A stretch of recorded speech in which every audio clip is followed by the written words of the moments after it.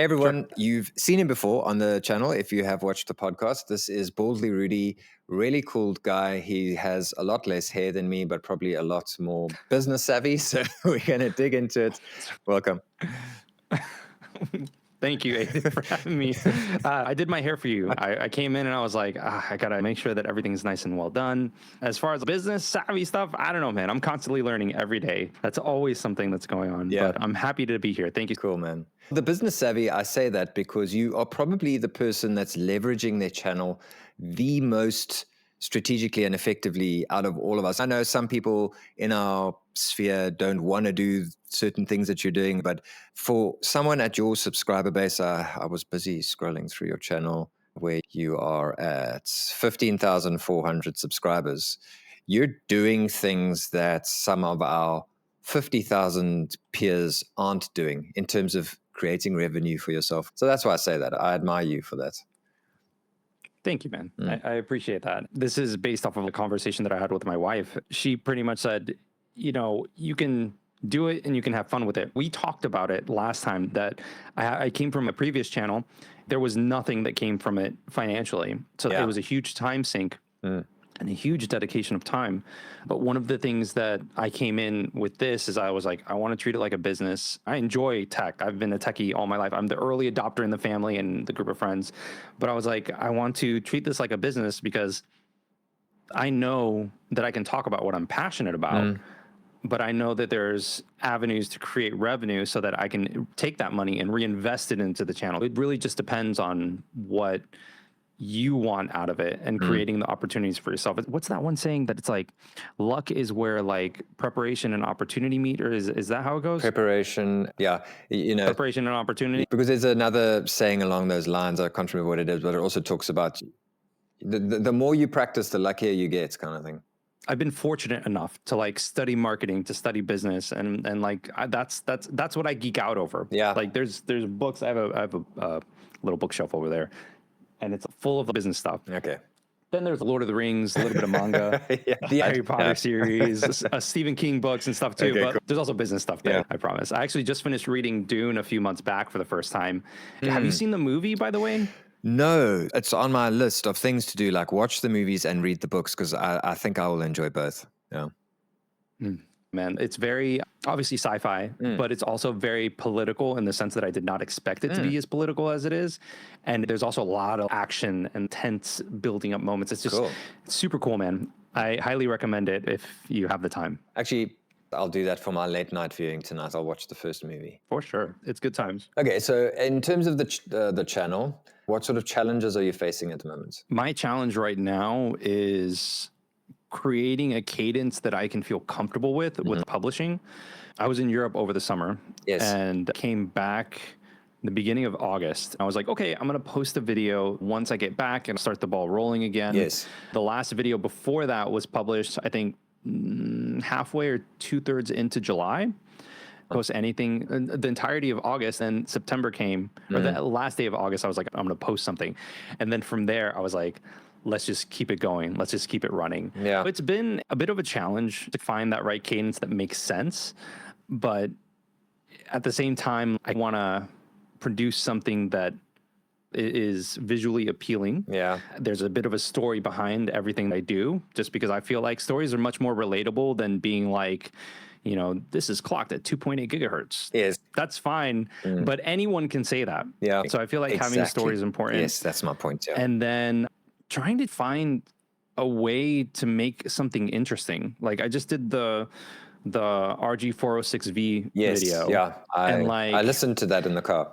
I had a long drive, so I listened to your video. Thank you. I appreciate that. I like the device. I think it's cool, but anyone can talk about it. Obviously, you can throw in your personal spin, but trying to find a way to make it interesting enough for somebody that isn't interested or somewhat curious to be like, oh, wow, this is something that's nice, or something that I don't like at all, so I know to avoid this. I want to be the cool uncle, but I'm not going to be the cool uncle. I'm just going to be me and provide whatever knowledge I can. I loved your interview with Marissa, by the way. I was sitting there shopping at the grocery store and laughing quietly to myself. And I was like, this is so good. I absolutely loved it. Guys, if you want to just go watch it, it's so much fun. I really feel lucky that I managed to get in at the ground floor there with Marissa, because I feel like she's going to do really well. And agreed. She's hilarious. Like, you know, there's people who are just naturally hilarious. When I edited the video, I realized I missed a few things that she said. It's so funny. The whole thing of how she had to catch a duck just had me I was crying. I cut a whole section out because I was just crying with laughter. Which is hilarious. I was sitting there and I was like, oh my God, this is hilarious. Yeah, this is funny. So good. And like the fact that she acts, so like it makes so much sense. I don't know if you have theater kid friends in high school and middle school, they were into theater. Yes. Like that's one thing that I was like, oh, like this is exactly what the people that I interacted with growing up did. The majority of my friends did acting. Okay. Some like there's like a local comedy club called SAC, and like they're over there, they're doing their thing. A bunch of other people have done stuff overall. I've been through so many facets of life. Yes.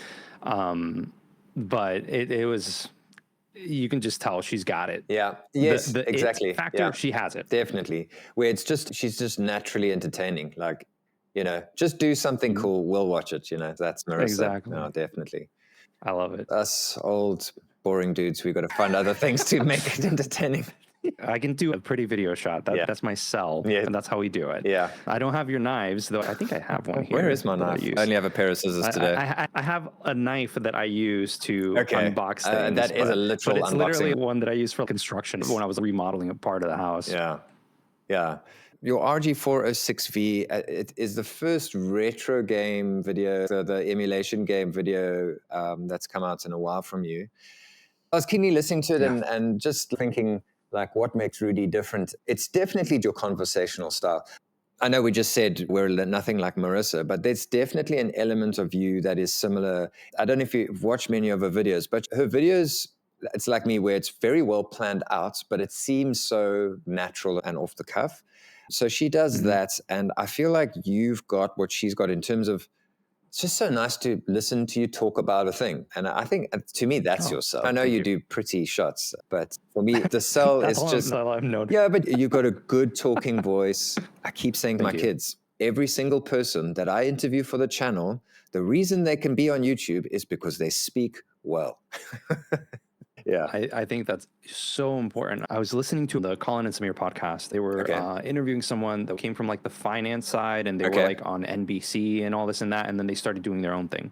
They're known for being vulgar and upfront. One of the things that he said, he's like, you know, they posed a hypothetical, like, what happens if like one of your kids wants to create content? What are you going to do with that if they wanted to do a podcast? And he's like, that's not a hypothetical. That like one of my kids wants to do that right now, and I'm fully supportive of it.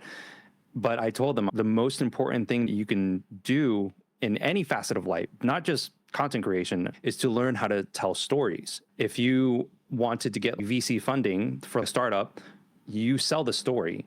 Marketing is selling a story. How many times do you watch commercials on TV and it's a sentimental moment in time that lasts 30 seconds and all of a sudden you see a grocery store logo pop up? This is where shopping is a pleasure or whatever. That's like a local store called Publix. That's what they're known for, is where shopping is a pleasure.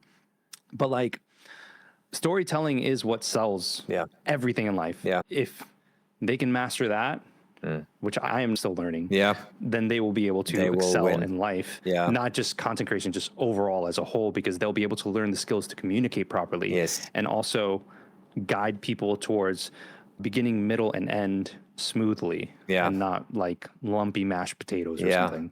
It's funny because I've been drumming that into my kids' heads since they were tiny.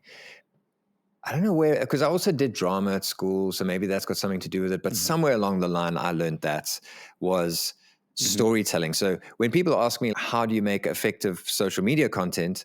Like, they're obviously asking for like social media hacks. And I always just say, tell a story. Yeah. If you've got 60 seconds to tell it, just tell a story. People slam on short form content and how it's ruining everything. And maybe in some ways it is, but that is an incredible skill. The guys that have mastered the 60-second short form content and have managed to do well on that.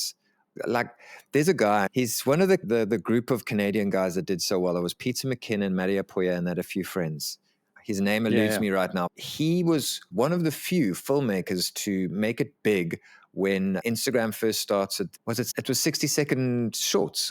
There were stories. I personally, like, my Instagram game is a little low. It's not that good. But I think that there was stories and then reels kind of like happened in between, I think. This guy was like, cool, Instagram are going to be pushing these videos. I'm going to make stories, like full on, like he would tell a story. He'd be like, I just got the one wheel. This is what it's like. But it wouldn't be a review. It would be like his daily life with the one wheel. And it would be so engaging in 60 seconds. Anyway, long story, just to say, I think people who can master that have an incredible talent. That's just something I haven't been able to do. I agree. And like shorts, just short form content in general, I feel is like a nice experimentative sort of place where you can take an idea that you have and then be like, oh, like I can test this out here and not put as much time and effort into something. And if it vibes with my audience, then I can dedicate more time to it and do a longer form video on it. That's also a good point. With YouTube, you can create a piece of short form and connect it to a long form piece of content. Yes, that was a huge win. It's interesting, man. The strategy side of my mind is like, oh my God, how can I use this to pull people with the reach that YouTube Shorts generally has into long form content, which for the most part, I feel like my content performs okay. It's not Russ levels of performance where I'm getting hundreds of thousands of views. But, you know, I look at like Russ's content and I'm just like, oh, that's good stuff. That's meaty, hearty content. Yeah. But for me, I'm like, how do I connect the two so one goes from one to the other? Yeah. No, that's me.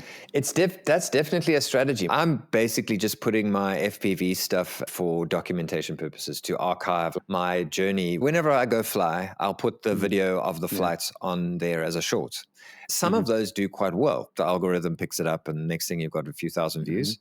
For people who are starting out a channel, that is the way to. So people were slamming, like, say, if you Google it, there's a lot of guys who are like, short form content on YouTube is not the way to go. But it's changed. And for the viewers out there, like what Rudy's saying is they put a thing where you can link to one of your long format videos.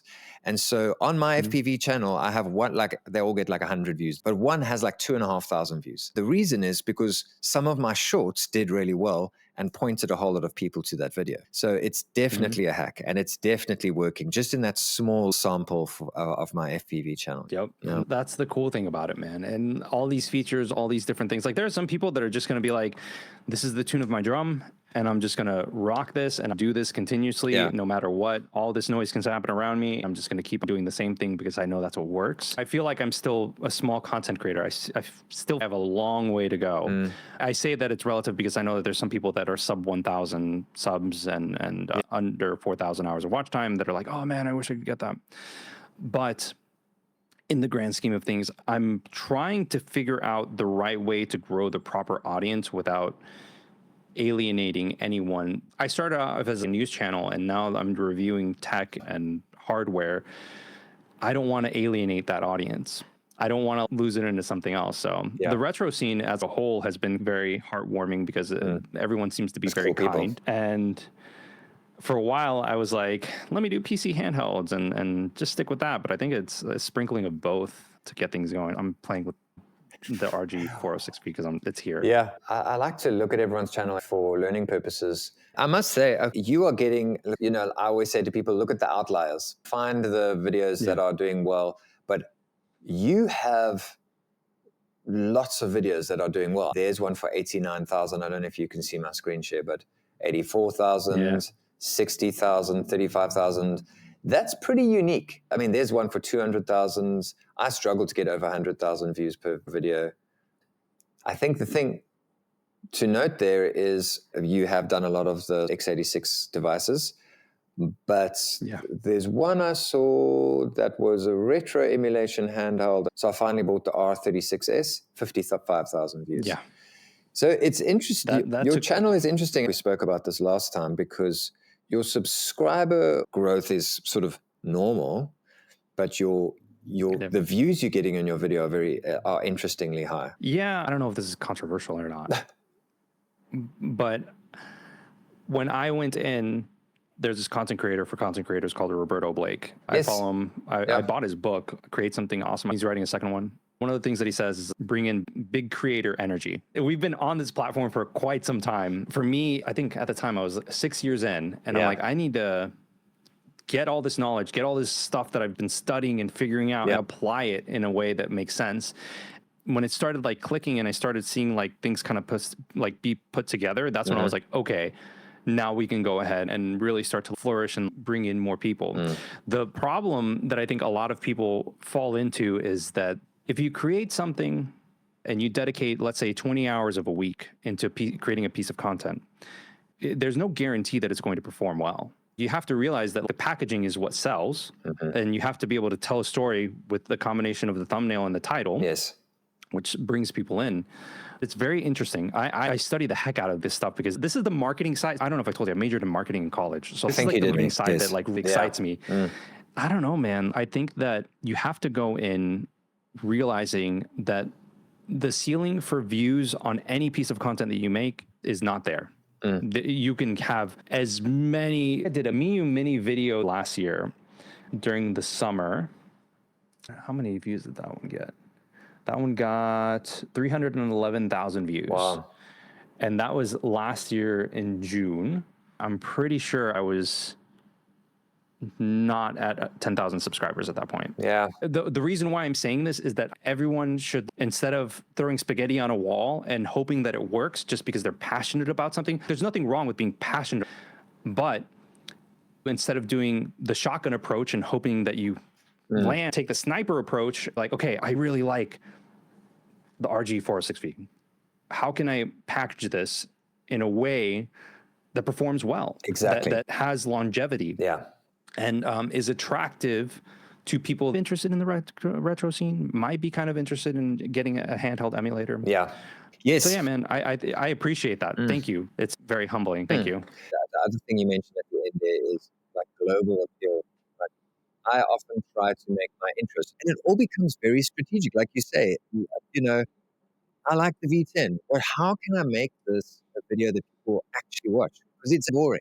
Like, how do I make that so that people, not just my friends and the people that I've now gotten to know through the retro scene, will actually click on that video? If you look at the video that I put out for this, the title, the first 20 seconds, everything is geared towards roping in a new audience and hooking a person. Googling right now. Like, look at that. I want to see everything. Because now I'm putting that, because that is curious. what I do. But I'm wondering if I did it for that video. Not good, but yeah. No, it's so beautiful. I saw that. It's perfectly flawed. Yeah, you see everything on that video. Let me quickly just do a screen share. Dude, I love your thumbnails, but thanks, man. I know that this isn't supposed to be a breakdown or anything like that, but your thumbnails are so good. Cool. Yeah, I mean, I did definitely them. up my thumbnail game after TechDweeb lectured me a bit. Well, he didn't lecture me, but he was like, your thumbnails could be better.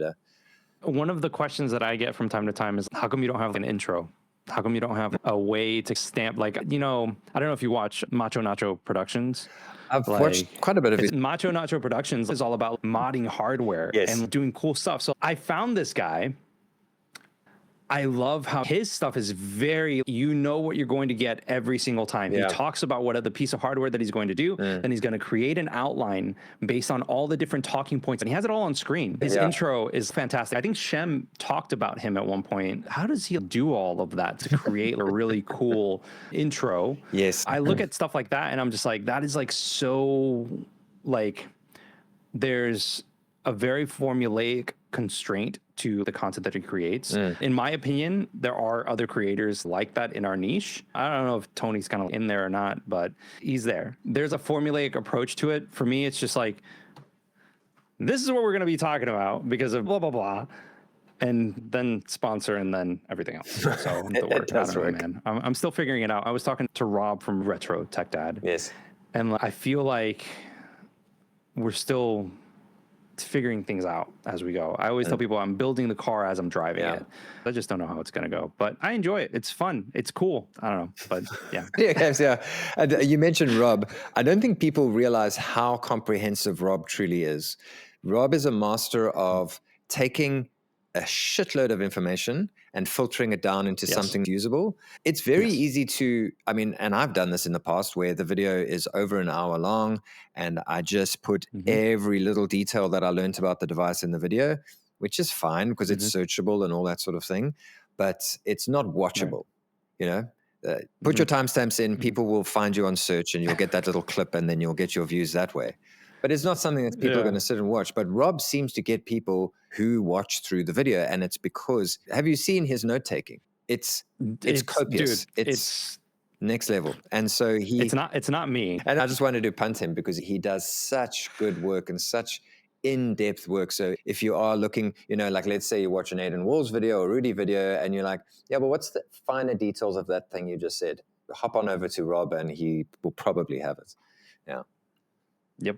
100% agree. His content is just so good. He just finished publishing a full on I believe it's PS3 the RCPS PS3, I believe it's and like whatever.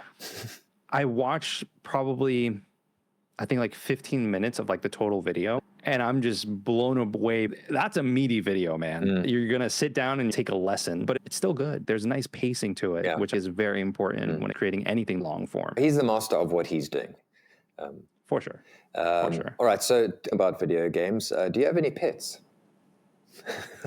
I had 2 cats. One passed away last year, and then one passed away 2 years. And for some reason, it was always around Christmas. Like that was the. Sheesh.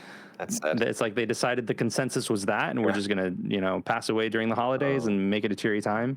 My kids actually been asking me like, when are we gonna get kittens? I don't know, because we also travel for long extended periods of time because I can work remotely. Makes sense, really, does it? It's tough. It's tough. Well, cats are cool. You have a dog? Just one dog? Yeah, we are big animal people. So our dream is to live on a small holding. If we could, we'd have many animals. I have 4 dogs, dude. Mm-hmm. That's awesome, though. I grew up on a farm. To me, that's heaven. It really makes me happy. So I have a Belgian Shepherd. There's 4 different types, and there's a black long-haired one. That's my dog, but she's really old now. She was like the security dog. She would bark and scare people away and all that. But she's, we actually thought she was dying. So like we went to the vet and she was like, listen, make your peace. She was like trying to almost not convince us, but she was like, she didn't say those words, but you could put her down now, or you could go home for the weekend and see what happens. That was the end of that conversation.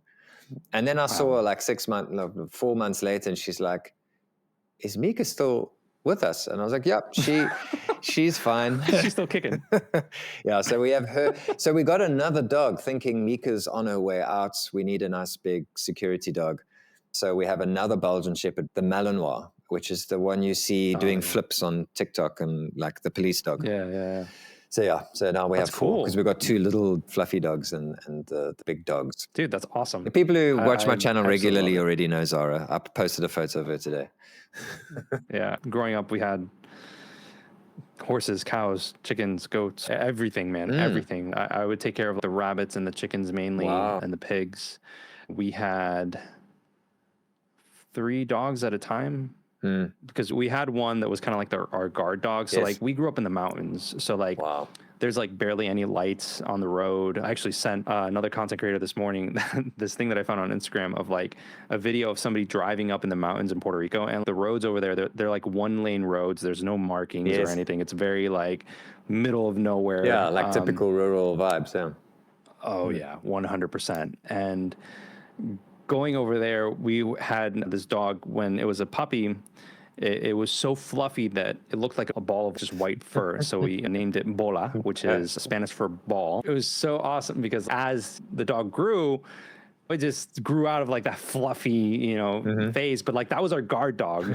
That was like Bola, she would be like dog. on the corner. She would be at the corner, and cars would have to drive by to continue going up the mountain. Yes. Even though we were pretty high up there, anytime a car went by, it was all the time. We had 2 Rottweilers that were there. That was a mutt, like 100%. But we had full-on Rottweilers to protect our chickens and rabbits, and then another one to protect parakeets. We're breeding parakeets and stuff on the island, as well as other birds that we shall not name. And yeah, it was good times. I miss that life. I tell my wife I want to move to a rural area and have that life for our kids. Would like to get a small holding, but where we live, it's coastal and right on the mountains. Our town is growing really fast, and it was mostly farmland to begin with. And now all the farms are being bought up by rich farmers from upcountry, and the property's just skyrocketing. So I think all the normal farmers will probably move inland or something, but I don't think we'd ever be able to get a small holding here. We'll see what happens. You never know. Something I never asked you was, do you have any outdoor hobbies? Outdoors in like hiking and stuff, or outdoors in like I go out to interact with other human beings? Yeah, that's it. Like, okay, whatever, like outdoor hobbies. Yeah. Yeah. So Florida is very flat. There's not many hills. The highest point we have is a place nearby Legoland called Bok Tower Gardens. It's this huge tower, and it's actually an instrument. So like there's bells that are at the top of the tower that are set to different tones. And like I was looking at it, there's only a select handful of people that actually know how to play it, because it looks like a giant piano or like an organ, but there's like wooden handles that you have to kind of like go ahead and use to like pull the strings or whatever for all the bells. I don't even know.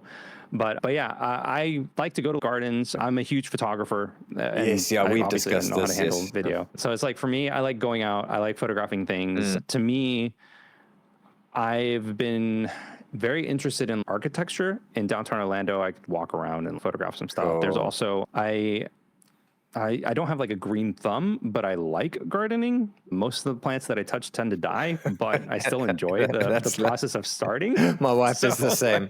Like, my wife's an avid gardener, but everything dies. Well, actually, our garden is pretty good. Everything grows there, but yeah, we do tend to kill things. I like to do that. There are some days where I'll pour a glass of bourbon, grab a book, and just chill at home. Cool. I like cooking. Yeah. Son started watching MasterChef Junior, and he's like, "Can we try this?" I'm like, "Heck yeah, let's go!" Like let's go. during COVID, like during 2020, I didn't have we couldn't go out to eat. Yes. So I was like, okay, well, let me see if I can recreate these dishes, and that sparked like a huge joy inside of me to start cooking.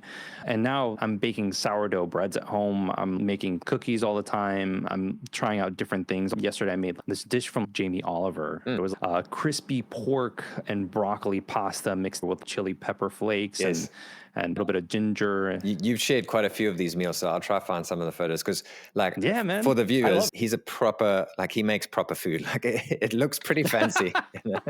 Thank you. No, that's the photography. Okay. Oh man, I always joke with people. I'm like, nah, man, it's a pretty photo. There's this nice huge window in my kitchen that lets in a lot of natural light, and I'm like, that's where I'm gonna go ahead and take the photos. I just, I feel like food brings people together. Yeah. And I think that's the biggest thing, man. I find joy when I create something and I give it to someone and they enjoy it. Yes. And YouTube is also that too. Yeah. When somebody comments and is like, dude, that was a great review, or that was so helpful because I learned this. Yeah. One of the biggest impacts that I personally had, and I still remember this comment years on, is the channel was, I think, maybe 2.5 months old. I posted a video about the Switch Lite, and I had a grandmother in the comments, commenting and being like, how do I do this? How do I do that? Blah, blah, blah. And I was helping her out the entire time. She's like, I want to get this for my grandkids and I want to set it up and blah, blah, blah. So I was helping her in the comment section.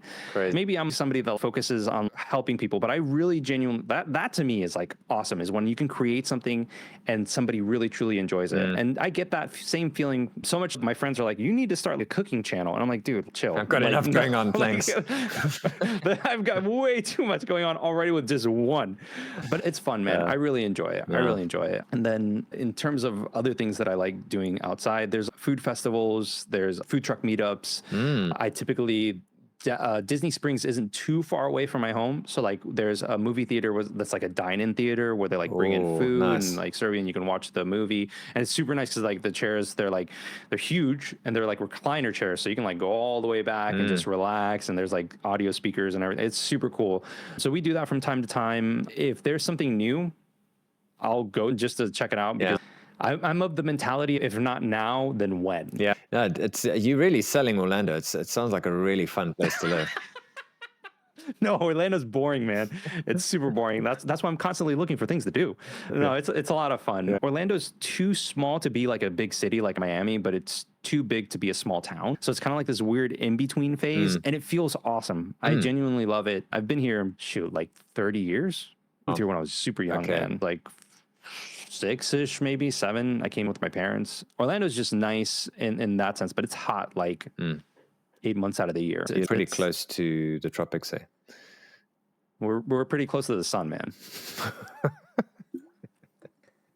It's super hot. Yeah, people don't like, because I think the misconceptions of, because like the mindset from America to here often is just like Africa, and Africa spans the Mediterranean all the way. Like the southern tip of South Africa is like very not close, but it's like edging towards the South Pole. We're very far south, like not that cold. Our temperatures here are actually very similar to the Mediterranean temperatures, and then you've got the tropics in the middle of Africa. Where I live is very moderate compared to where you live. We were chatting to some family from Darwin in Australia, and a similar sort of mindset. When they got here, like we were talking and we realized their climate is, like, to me, living where I live, it just sounded unbearable. It goes between 35 and 45, sometimes 50 degrees Celsius throughout the year. Their winter is like 30 degrees. It's crazy. The hottest that it ever gets here is probably like, including humidity in the mix, because it'll be humidity's like hectic. 30, but it feels like 40. It's not super hot. You walk outside of the airport and the humidity is going to slap you in the face and be like, welcome to Florida. Yeah. It's a swamp here, man. Yeah. There's a lot of greenery. There's a lot of like natural things. There's like Wekiva Springs that's pretty nice too. I don't know. It's not just Disney. And it's not just Universal Studios. Yes. There's it's other Rudy. Things. There's other things. Rudy's there. There's other things, man. It's good times. Genuinely, I really like it. But I don't know, man. That's just me. I like to go out, explore things, photograph things, and just have a good time, eat good food. If you ever go to CES in Las Vegas, I will definitely guide you through things, because I have a lot of clients that are UK clients and they'll come over and they're just like, portions are humongous. The amount of sugar and everything is overbearing. And I'm just like, welcome to America. It is what it is. That's in part why I like cooking. I can control everything make it healthy. do everything myself. We had this discussion before, I think in the last episode or when we were chatting, because it was after your Europe trip, and how you said you lost weight even though you were eating like a pig over there. And it is pretty rough. The American diet. I lost almost 15 pounds, and I had at least one beer every night. I was there for 2 months. Every night I had at least one beer. It's like carbs. I went cycling. I enjoy cycling. Oh yeah, I enjoy cycling. I like going outside and cycling a lot too. So I'll typically slap on a podcast, kind of like this, or maybe an audiobook. And then I'll be cycling out there for around an hour. That's typically enough for me to, get any stress out of my body, as well as kind of keep the ticker going, if you know what I'm saying. I tried cycling and I cooked a lot. My mother-in-law retired this past summer. She's one of those people that watches the Food Network, or Jamie Oliver, like all these other like cooks and chefs, and is like, oh, I can create this. But she's also this type of person that will open the fridge when I don't think there's anything there. And she's like, I'll get this, this, and that, and I'll create this meal.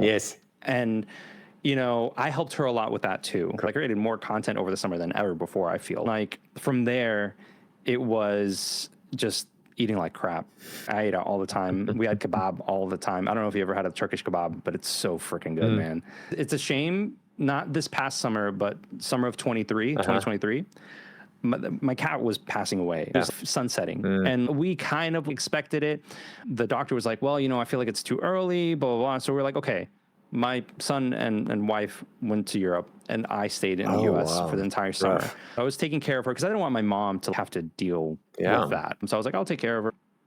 One of the things I noticed is that as time went on, something sparks in you and you start doing things on your own. For me, I'm just like, I'm going to go ahead and start creating things, making healthier decisions on some of the food I create and whatnot. I like traveling, eating food, and cycling. I didn't gain too much weight 2 summers ago, but this summer, like, I just lost weight from pigging out. I searched for a kebab place, man. There's nothing in Orlando that is like kebab over there. If you ever go to anywhere in the European area, go to a kebab place. I'm busy saving up. I want to take us to Europe. The cheapest flights, like I would love to go to CES. I think it'd be a wonderful holiday, but the flights are just crazy. I had this argument with Stubbs, and then I Googled it afterwards, and he was correct. It's very similar for you guys, wherever you go, to the left or to the right, east or west. To the left, to the right. Like the further you go east or west, the more expensive it becomes, because I was like, it's way cheaper for you to go to Japan than it is for me. And then I Google and it's the same price. For me, I think if you book a flight to Japan, to fly to Nevada is kind of the same in terms of costs. So it's really expensive. I really want to go to CES. The point of this, but I wanted you to go to CES, man. Yeah. Everyone's going to be there. I would love for you to be there. I'd buy you a beer and we would have good conversations. What we're talking about. Like, we're catfishing you guys. Like, there's literally nothing about gaming in this episode. I feel like this is, and this is just to the credit of the whole retro gaming space. And this kind of came out a little bit when chatting to Marissa.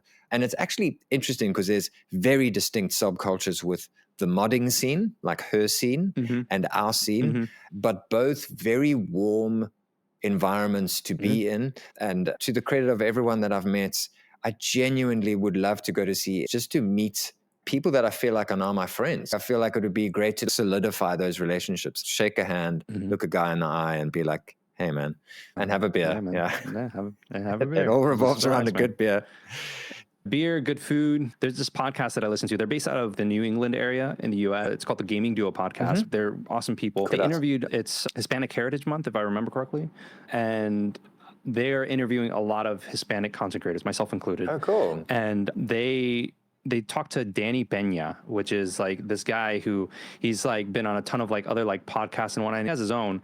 One of the things that he mentioned is that when you go to those events like PAX, CES, E3, all of those are opportunities to network with other people, like other content creators, but also representatives of like brands. Yes, and that's the thing. Like when I went to Computex with Stubbs and ETA Prime and all those other people, like that was huge. Like I was like, dude, what? I remember I looked at my wife and I was like, does this look like spam to you? At the time I had like 11,000 subs or 12,000 subs or something like that. I was like, it's spam. And I told my wife, if I go over there and I come back with one less kidney, we'll know it was all a scam. But I went over and like, it was great because I was able to make contacts with like all of these like representatives from MSI, Zotac, and like other x86 companies. So it's like, if you do ever go to CES or any other like event that is tech sector, like there was IFA that was in Germany, for instance, you'll be able to see some of the things that are there. Obviously, network with other content creators, yes, but also like network with other brands that can give you these devices to create content on. Yeah. It's a lot warmer to go up to somebody at a booth and be like, hey, how are you doing? Blah, blah, blah, blah. Than sending out a cold email. Yeah. Like it's I don't know. Yeah. But you should go to CES. Not if it's not this year, like sometime in the future. I think it would be a cool time. Or maybe my 100K celebration, I'll go to CES. I think Computex is more accessible because it sounds like the brands like ASUS and that are more than willing to sponsor you to go. I must reach out to you and the other guys for contacts and maybe set that up. Actually, would it be this year or next year? When did it happen? It would be next year. It'll be, if it follows this year, it's going to be June. Okay. So I've still got a bit of time network there. Anyway. Do it, man. Honestly, I wouldn't say that it's life-changing in any way, but I treat this like a business a little bit. So I see that as an opportunity to get my foot in the door with some of these brands to foster relationships and eventually, you know, hey, if they're like, we're going to have an event, let's see, who are the content creators that we're going to invite? This guy, I met him. Yes. And we had a beer. Yes. So yeah. And I know he's cool. Yeah. Like, and that's literally how it is, man. Like, it's literally like, you know, who you interact with, who you bond with, and not everyone's gonna, like, I was talking to I don't want to badmouth them, but I was talking to another brand, and there was a disconnect. That's okay. That's fine. Like, I'm okay with that. If you're okay with that, if something turns around later on down the line, then hey, you know, I'm here. I don't like to burn bridges. Let me put it like that. I like to be open with everyone. I'm very willing to share my knowledge with everyone. I'm very willing to converse with anyone about anything. People, you know, everybody can be in any situation. Everyone can be a dickhead. You know, give person an opportunity to redeem themselves somewhere down the line instead of burning that bridge and being like, "Oh, you're an idiot." Well, rather leave that open. The reason I asked about outdoor hobbies is it's just something that I've been wanting to introduce to my channel more and more. Just healthy living. I have noticed in the gaming scene that there is this tendency to believe that sitting and playing games all day, every day is okay. It's just what I do. But the studies are out. It just isn't good for you. So anyways, I wanted to just start introducing that. But let's talk about gaming. Just looking at my notes. Okay. Let's talk about what you are playing right now, because this podcast and these episodes are not really about gaming per se. It's for gamers, but it's more about the retro gaming scene. It's more like behind the scenes, getting to know the YouTubers. And so let's hear what you are playing. Are you playing any retro games right now? Retro games right now, no, but I've been itching to play Legend of Dragoon. So it's a PlayStation 1 game. It's an RPG, a JRPG. I was thinking about trying G406B, yeah, man.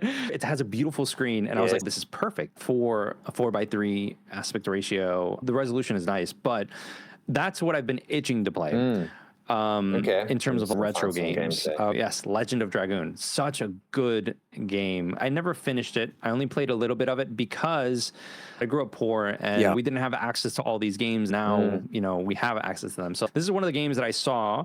I had a choice between this and Final Fantasy IX. I chose Final Fantasy IX simply because I loved Final Fantasy after playing 8. And you're still a huge fan of that. Yeah, I'm still a huge fan of that. I played Final Fantasy 16 when that came out. You know that about me. I've played a ton of them. But right now, what I am playing in terms of like, dude, look at that. That was like late 90s tech. It looks crazy. So freaking good. It's so good. So I like, to me, I look at that and I'm just like, it is absolutely fantastic. Like, this is something that I feel like more people should experience. This is one of those Squaresoft games that hasn't been released with any sort of a modernization, as far as I can tell. I believe it's on PlayStation with their PS1 retro games. You can get through their subscription tier. Oh, cool. That's just something that has been continuously catching my eye, and I know it's good. Xenogears is another one that I've been interested in. Back then I didn't have the money to buy it. I hear that it's fantastic, and if you've played Xenoblade Chronicles or Xenoblade Chronicles X, 2, 3, all of them have been, you know, as far as I can tell, from part of that same team from Xenosaga. Somebody will correct me in the comments. But that's kind of like the games that I've been looking at and getting into. A nice and meaty RPG. In terms of modern gaming, God of War Ragnarok came out on PC. Had it on PlayStation 5 and I dropped it. I don't know what it was. It just did not click at the time. But now I've been playing on the Steam Deck. It performs relatively well. I'm surprised at how well it performs on the Steam Deck. I've been playing on that and on my PC, and I've been absolutely loving it. I've already caught up to where I was. I'm past where I stopped the original game, the first time that I played it, which is nice. But there's just so many good games that are coming out, Adin. Do you play a lot of modern games, or do you stick to retro? Modern. You know my story and how I'm almost like catching up to everyone. Okay, has Ragnarok just been... Whoops. Let me just switch that off. Did it just come out? I wonder if I can screen share that. There are some games that are coming out soon. Like they're remaking Silent Hill 2. I don't know if you like horror games. I always struggle with Silent Hill. I'll try to get into it, like the PS1 game, and there's a bunch of them. I always just kind of lose interest, but I need to try. I do like horror games. It's strange that I don't enjoy it. Do you enjoy slasher films like Scream or anything like that? Friday the 13th? I don't enjoy the films, but I played a slasher horror, what do you call it, where it's like a choice-based game. I played that a while ago, and I actually thoroughly enjoyed it. What's coming out in that? I was going to say, Until Dawn is going to have like a PS5 PC release. Okay.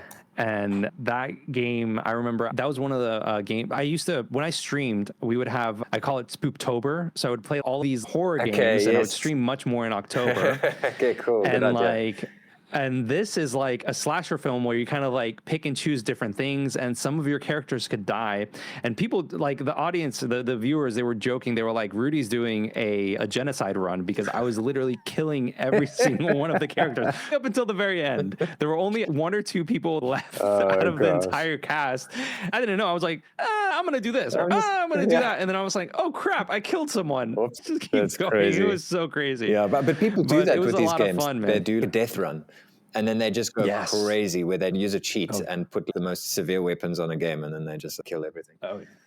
It's just fun, man. This was one of those games that I played, and we had a lot of fun. I don't know if there's been anything else like this. I think it's like Night on the Quarry or something like that. Night on the Quarry. Yeah, man. So what's this going to cost us? Night in the Quarry, excuse me. And like that was supposed to be in the same vein. But like, it seems so much, like, look, this looks so freaking good. Yeah. It's really much more good. cinematic and everything. And it's got A-list actors playing all of these roles. So it's just really, really good. But yeah, that's one of the games coming out. There's Metaphor Refantasio, which is another one. Monster Hunter Wilds is coming out in February. We saw the announcement for it yesterday, which I'm really excited about. Have you ever played a Monster Hunter game?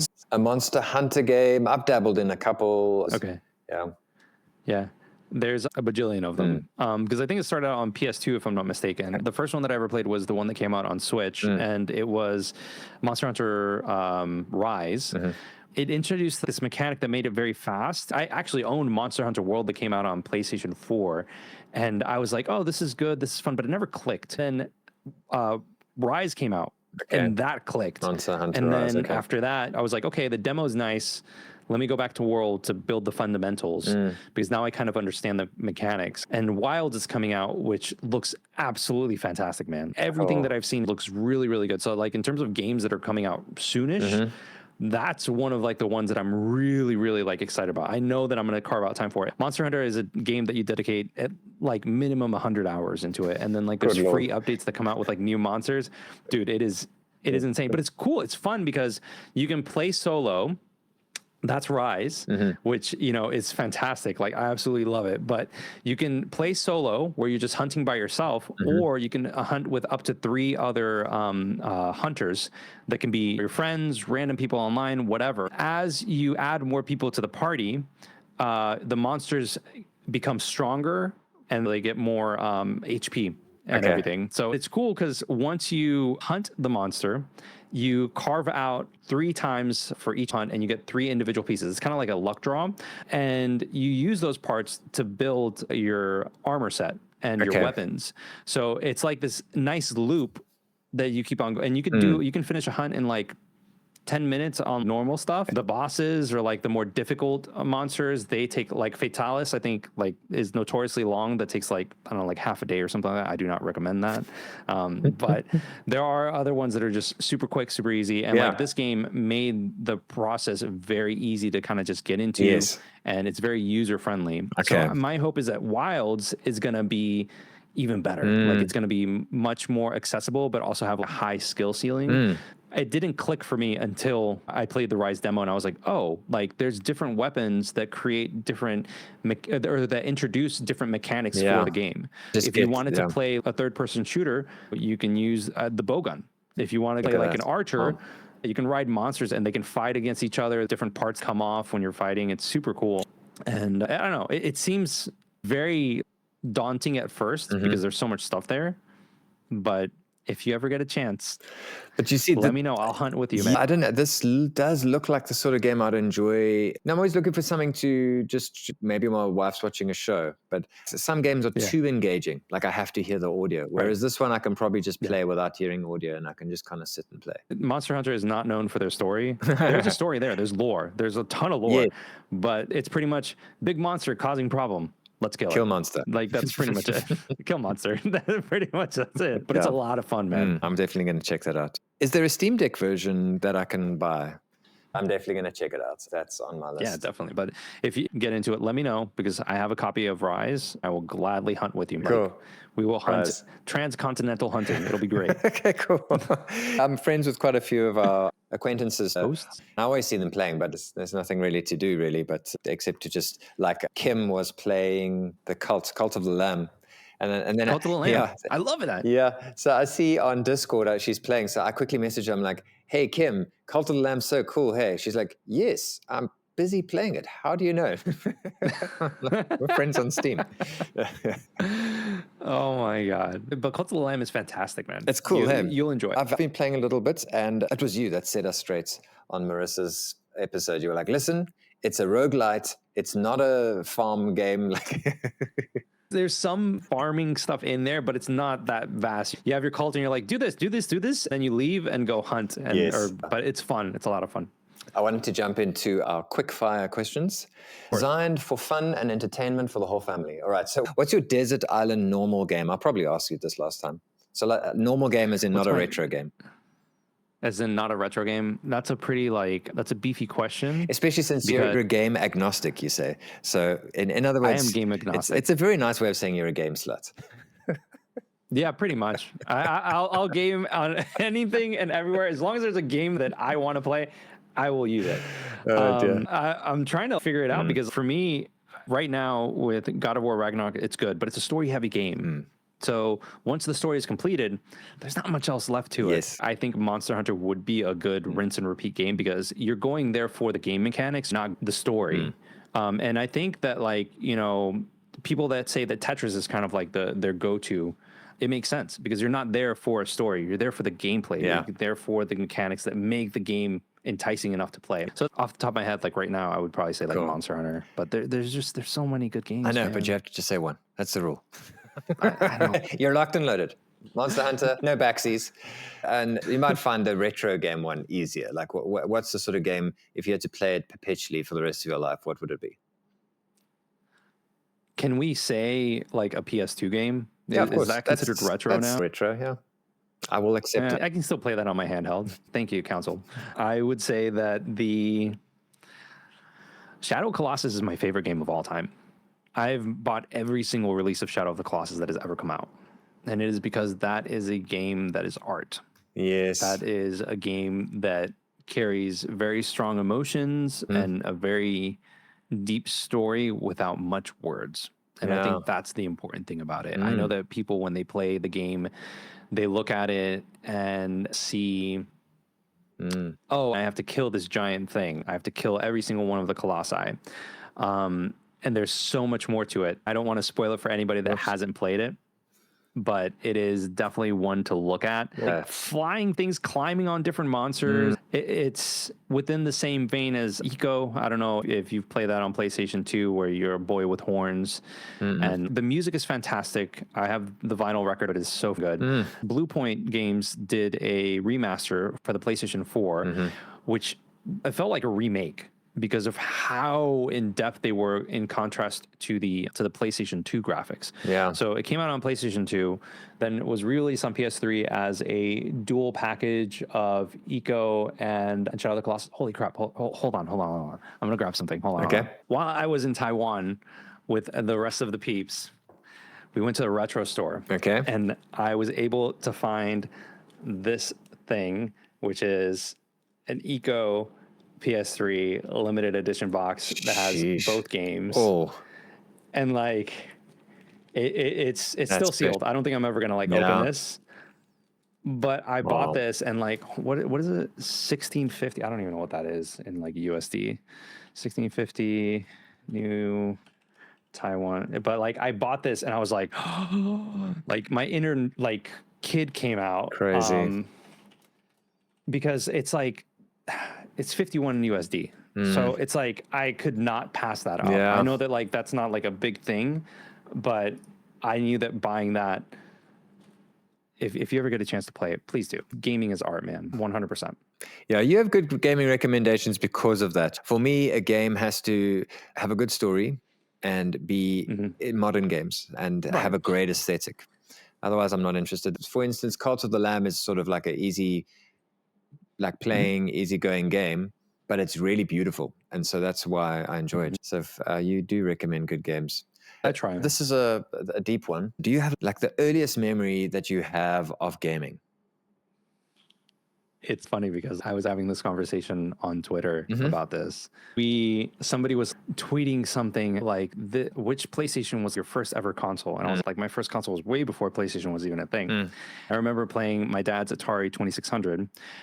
Now that I do not count as my first ever console. I would actually say the Nintendo Entertainment System, the Famicom. That's my first one.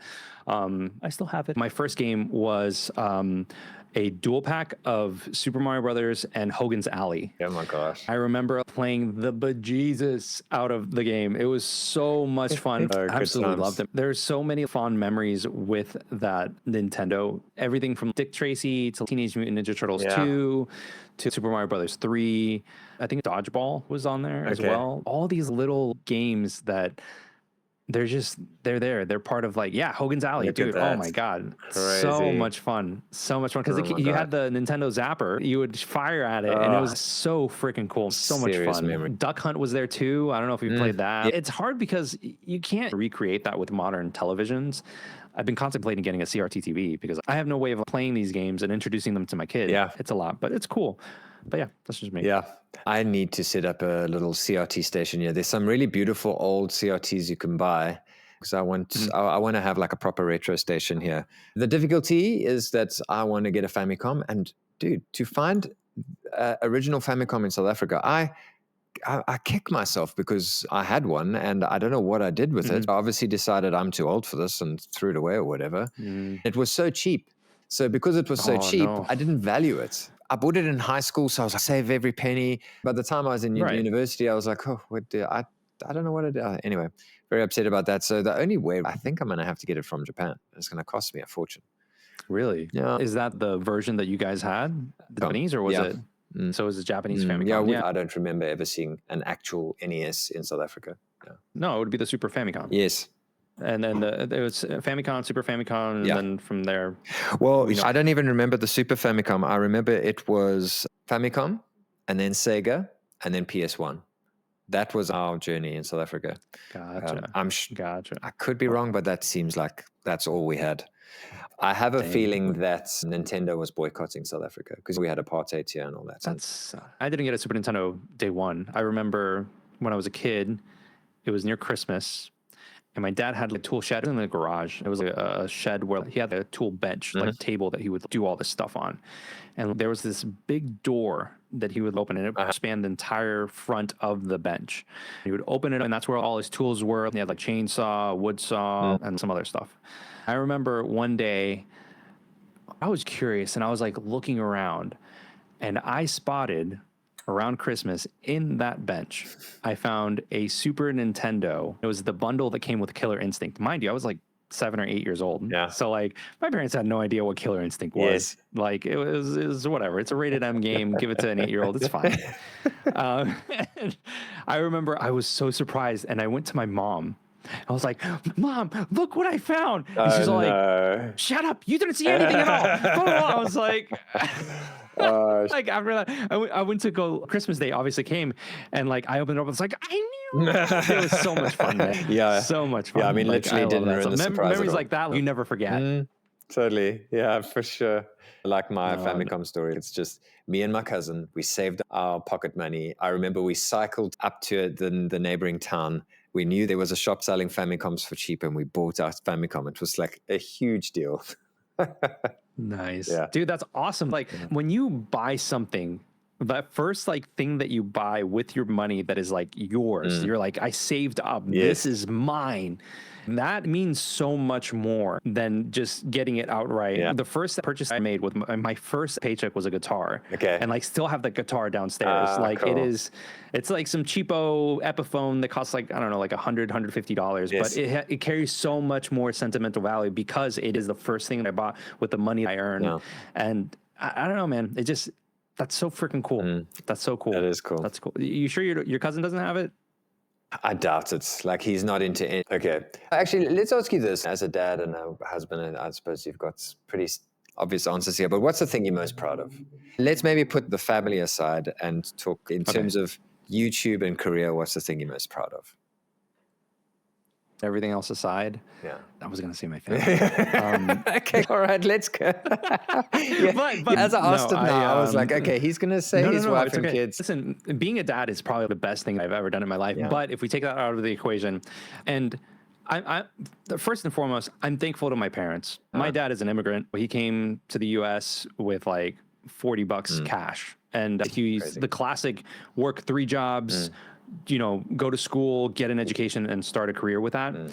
My mom, Puerto Rican, and got her education over there on the island in UPR.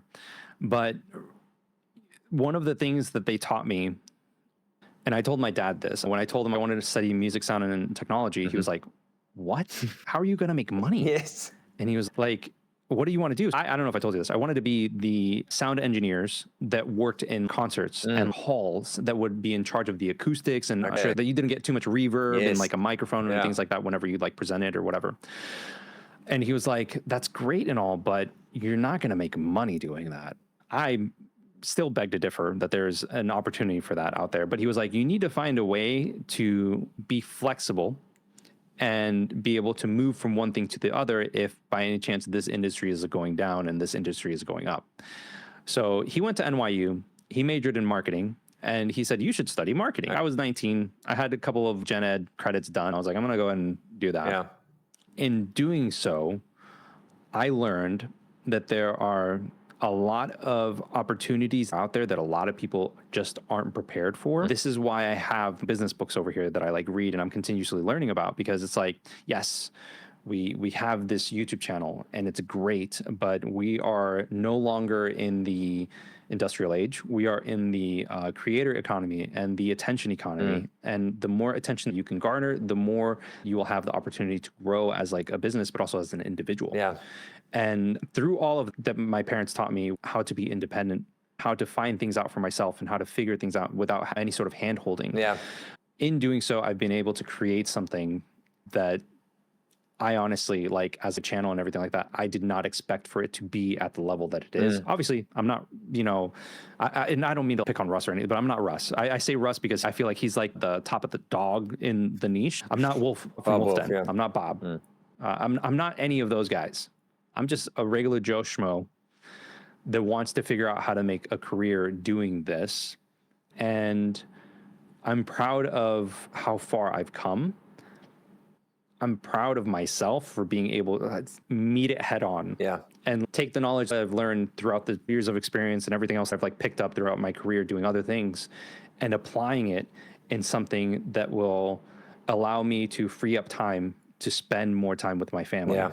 I think that's the big thing. I love creating content, but I also love my family. And you know this as a dad, that time goes by so quickly when you have kids. It's like the time-space continuum just speeds up for some reason when you have kids. Yeah.